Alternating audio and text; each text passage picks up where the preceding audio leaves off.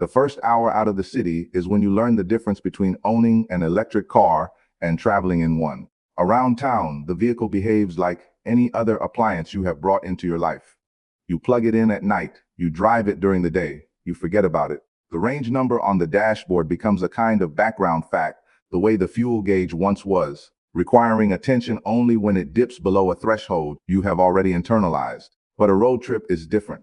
A road trip is the moment the car stops being an appliance and starts being a system, and you, the driver, stop being a consumer of that system and start being a participant in it. The shift is subtle, and most first-time electric vehicle travelers do not realize it has happened until they are somewhere outside of cellular coverage, sitting in a parking lot they did not plan to stop in, watching a charging session crawl along at a speed they did not expect, calculating in their head how much further the day's drive can reasonably extend. This is not a failure of the technology. It is a failure of the mental model that the driver brought with them from their previous life with combustion engines. The gasoline road trip, refined over a century of infrastructure investment and cultural habit, asks almost nothing of the traveler beyond the willingness to stop for 10 minutes every few hundred miles. The electric road trip, at least in its current form, asks something else. It asks for planning that begins before the car leaves the driveway, and it rewards a kind of patience that most people did not know they were going to need. Understanding what that planning actually involves and why it works the way it does is the difference between a first electric road trip that confirms every anxious assumption you had about the technology and a first electric road trip that quietly recalibrates your understanding of what travel can feel like. The first thing worth understanding is that the range figure shown on the dashboard is in almost every situation a negotiation rather than a promise. Manufacturers publish a single number, often derived from a standardized test cycle conducted at moderate temperatures, with the climate control set to neutral conditions, the vehicle unburdened by luggage airs, and the speeds held to averages that no one actually drives on an interstate. The figure is honest within its own assumptions, but those assumptions rarely survive contact with a real journey. A car rated at 300 miles of range will, on a cold morning, with the heater running and 4 people inside and a roof box on top and the cruise control set to 75, deliver something closer to 200. This is not a defect, it is physics. Wind resistance scales with the square of velocity, batteries deliver less usable energy when cold, and heating the cabin in an electric vehicle draws directly from the same reserve that propels the wheels. None of this is hidden from the driver, but none of it is obvious either, and the first lesson of electric road travel is that the dashboard number is the beginning of a calculation rather than its conclusion. The second thing worth understanding is that charging speed is not a single number. Public fast charging stations advertise their maximum output in kilowatts, and drivers learn quickly to recognize the language of 150, 250, even 350 kilowatt stations. But the rate at which a particular car will actually accept that power is governed by a curve, not a constant. Most modern electric vehicles charge quickly when the battery is low, slow down as the battery approaches roughly half capacity, and slow down considerably more as the battery climbs past 80%. This is a deliberate engineering choice, science designed to protect the chemistry of the cells over the long lifespan the manufacturer has promised. For the driver on a road trip, the practical consequence is significant. The most efficient use of a fast charger is not to fill the battery the way one fills a fuel tank. It is to charge to roughly the level needed to reach the next station comfortably, then disconnect and continue. A driver who waits for the battery to reach full at every stop will spend a noticeable fraction of the trip standing next to a vehicle that is charging slower than a home outlet would, gaining miles at a rate that does not justify the time. A driver who learns to leave at 60 or 70% and who plans the route around stations that can be reached at 20% rather than 5 will arrive at the destination meaningfully sooner. This reframing of charging behavior is, in many ways, the central skill of electric road travel, and it depends entirely on the third thing worth understanding, which is the network itself. Charging infrastructure in most countries has developed unevenly. Major interstate corridors are now reasonably well served, with fast chargers spaced at intervals that match the practical range of most modern vehicles. Secondary highways are patchier. Rural areas, mountainous regions, and stretches of the country where population density drops below a certain threshold may have gaps of 100 miles or more between reliable fast chargers. Within a given corridor, not all stations are equal. Some belong to networks that have invested heavily in maintenance and uptime, with stations that work consistently and deliver their rated power. Others belong to networks that have not, where a station may be listed online but, in practice, be out of service, occupied, or capable of delivering only a fraction of its advertised speed. Planning a first road trip means consulting not only a map but a community, because the most current information about which stations actually work on a given week tends to live in the user reviews of dedicated charging applications rather than in any official source. There are several such applications now, each with its own strength. Some specialize in route planning, accepting the make and model of the vehicle, along with the starting and ending points, and producing an itinerary that accounts for the vehicle's specific charging curve, the real-world efficiency at the planned speeds, and the current operational status of the stations along the way. Others function more as crowdsourced reference works, where drivers post photographs of stations, note recent malfunctions, and report on amenities nearby. The serious first-time traveler will use both kinds, ideally cross-checking one against the other, and will not rely on the navigation system built into the car alone, unless that system is known to update its information frequently. Built-in navigation has improved considerably in recent years, particularly on vehicles from manufacturers who operate their own charging networks, but it remains in most cases a less complete picture than the one available through the broader ecosystem of third-party tools. Once the route is drafted, a useful exercise is to look at the longest gap between planned charging stops and ask what happens if the station at the end of that gap is unavailable. This is not a paranoid question. It is the same question a careful pilot asks about an alternate airport before filing a flight plan. The answer should always be that there is another reachable station, even if reaching it requires a detour or a slower pace. Electric vehicles, unlike conventional ones, cannot be rescued by a friend with a fuel can. A flatbed truck is the only practical recovery option for a depleted battery,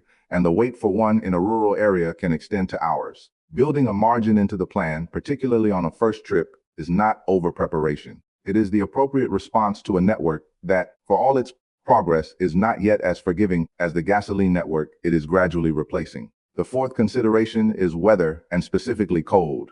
Lithium batteries are temperature sensitive in ways that affect both range and charging speed. In sub-freezing conditions, a battery that has been sitting overnight will deliver less energy and accept less energy than the same battery on a mild afternoon. Most modern electric vehicles include a feature called battery preconditioning, which warms the pack to its optimal operating temperature before arrival at a fast charger. On vehicles where this feature is automatic, triggered by selecting a charging station in the navigation system, the driver may not need to think about it consciously. On vehicles where it must be activated manually, forgetting to do so can mean arriving at a station and watching the charging session crawl at half the expected speed because the battery is too cold to accept full power. For a first trip in winter conditions, learning exactly how the specific vehicle handles preconditioning and building 20 extra minutes into each charging stop as a buffer is a reasonable precaution. Heat is less of a concern for charging speed, but more of a concern for cabin comfort, since running air conditioning at highway speeds in a hot climate can reduce range by 10 to 15%.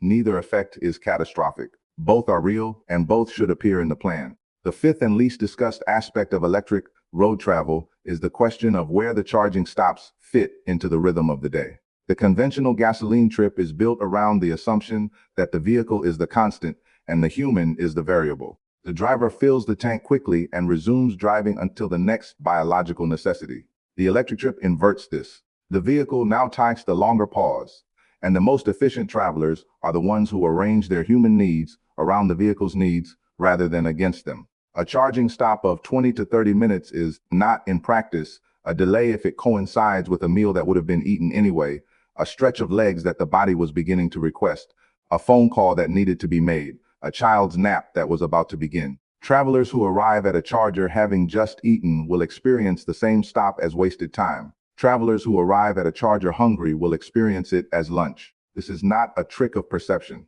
It is a redesign of the trip itself, and once internalized, it tends to produce journeys that feel less rushed than their gasoline equivalents, even when the total clock time is longer. The first road trip is the moment this redesign either happens or does not, and the difference shapes every electric trip afterward. There are practical details that emerge from this redesign. Charging stations are increasingly being located near amenities, not because of any cosmic intention, but because of the people building the networks have understood the same point about human rhythm. Stations at outlet malls, grocery stores, regional chain restaurants, and large coffee shops tend to be busier than those at isolated highway exits, but they also tend to be better maintained, better lit, and more comfortable for the driver waiting through the session. On a first trip, defaulting to stations with these surroundings, even when a more isolated station might be marginally closer to the optimal route, is usually the better choice. The marginal time cost of a slight detour is more than recovered in the reduced friction of the stop itself. Conversely, stations located behind locked gates, in unlit parking lots, or at facilities that close in the evening should be approached with caution, particularly for arrivals planned after dark. A station that is technically operational but inaccessible at the hour of arrival is, for practical purposes, not a station at all. Lodging deserves its own consideration. The most relaxed electric road trips are the ones in which the vehicle charges overnight while the driver sleeps, eliminating one of the day's charging stops entirely and starting the next morning with a full battery. This is straightforward when the chosen hotel offers what is called destination charging, which is to say a slower charger, typically at a power level between 7 and 20 kilowatts, intended to deliver a full charge over the course of an 8-hour stay rather than a 30-minute fast charging session. Increasingly, hotel booking platforms allow filtering by this amenity, and for a first road trip, prioritizing properties that offer it is a meaningful upgrade to the experience. Where overnight charging is not available, the alternative is to arrive at the day's destination with enough range to reach the nearest fast charger in the morning and to time the first stop of the next day accordingly. Either approach works. The one to avoid is the assumption that public fast chargers near the hotel can serve as overnight infrastructure. They are designed for short stops. They are often priced punitively for long ones, and occupying one overnight is both expensive and discourteous to other travelers in the morning. A word, too, about cost. The economics of electric road travel are more variable than the economics of gasoline travel. Home charging is, in most regions, significantly cheaper per mile than gasoline, sometimes by a factor of 3 or 4. Public fast charging is more expensive, sometimes approaching or even exceeding the per mile cost of gasoline in a comparable vehicle. The arithmetic of a long trip, therefore, depends heavily on the mix between the two, and a trip that begins with a full battery from home charging and ends at a destination with overnight charging will cost considerably less than a trip relying entirely on public infrastructure. Many networks offer subscription plans that reduce per kilowatt-hour prices in exchange for a monthly fee, and for a single trip, the math of subscribing for a month and then canceling is often favorable. None of this is hidden, but none of it is obvious to a first-time traveler accustomed to the relatively flat pricing of gasoline, and a brief comparison of the networks likely to be used along the planned route before departure is time well spent. There is one further aspect of the first electric road trip that does not fit neatly into any practical checklist, and it deserves to be named. The trip will, almost certainly, contain a moment of doubt. There will be a stretch of highway where the range estimate seems to be falling faster than expected, where the next station is further than the comfort margin would prefer, where a sudden headwind or a steep grade or a temperature drop has shifted the math in a direction the driver did not anticipate. This moment is part of the experience, and it is also a moment that experienced electric drivers have learned to interpret rather than to fear. The vehicle's range estimate is, in most modern cars, a fairly accurate prediction based on recent driving conditions, and a driver who responds to a falling estimate by reducing speed by 5 to 10 miles per hour will often recover most of the lost range within 20 miles. The instinct to drive faster to reach the next station before the battery depletes is exactly wrong, and the discipline of doing the opposite, even when the dashboard appears to be issuing a quiet warning, is one of the small craft skills that distinguishes the experienced electric traveler from the anxious one. By the end of a first road trip, most drivers report a particular kind of recalibration. The technology that seemed at the outset to require constant attention has receded somewhat into the background, not because it has become less present, but because the mental model has caught up with it. The charging stops have become rhythmic. The planning tools have become familiar. The range numbers have become legible rather than mysterious. What remains is a mode of travel that is neither better nor worse than the one it is replacing, but genuinely different. And the difference is the point. A first electric road trip is, properly understood, not a test of whether the car can do what gasoline cars do. It is an introduction to what a new generation of travel actually feels like when the planning is done with respect for the system rather than against it. The drivers who arrive at their destinations on that first trip with a sense of quiet competence rather than relief are the ones who have understood, somewhere along the way, that the work of preparation was not an obstacle to the journey. It was part of the journey itself.